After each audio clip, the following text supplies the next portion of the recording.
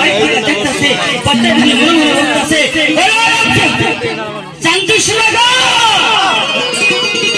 তুই আমাকে একটি পূজার জন্য যে অপমান করলি তার হিসাব কিন্তু আমি খরা কণ্ঠে আদায় করে নেব বলে যা তুই যা পারস তাই করিস তবে কিন্তু ওই ব্যাগ খাওয়া কানিকে আমার হাত দিয়ে আমি কোনোদিন পূজা দেবো না খামামি কালিদাস সাগরে এক পুত্র হবে সৈন্য লক্ষ্মীরা তাকে খামামি লোহার বর্ষণ করে হ্যাঁ তুই পারস যদি করিস তবে কিন্তু ওই ব্যাগ খাওয়া কানিকে আমার হাত দিয়ে আমি কোনোদিন পূজা দেবো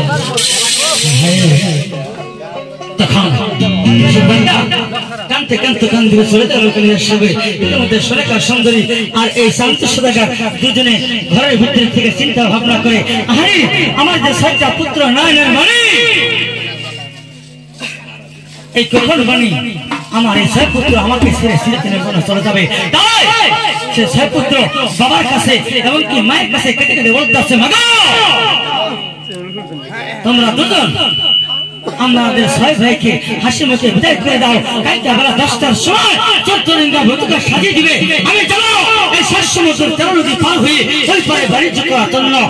তখন সে চান্দু সুদাগর আর সুরেখা সুন্দরী দুজন মিলে চক্রের চলে বুক ভাসিয়ে দিয়ে বলতেছে না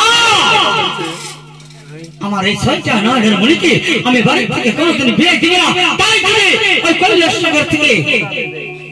আমি যদি তোমাকে চম্পানগর থেকে এই 14 লিঙ্গা ভূতুকা সাজিয়ে 7 সমুদ্র 13 নদী ওই পারে যেতে দেয় তাহলে মা পদ্মা দেবী তোমাদেরকে ছাড়বে না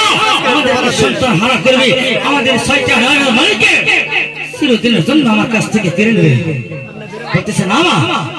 আমরা কিছুই মানি না তোমরা আমাকে হাসি মুখে বিদায় করে দাও তাই তখন সেই সুরেখা সুন্দরীর কাছে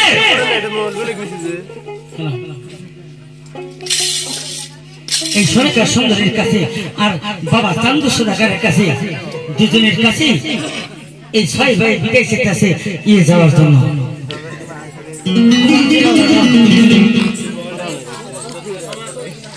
আসো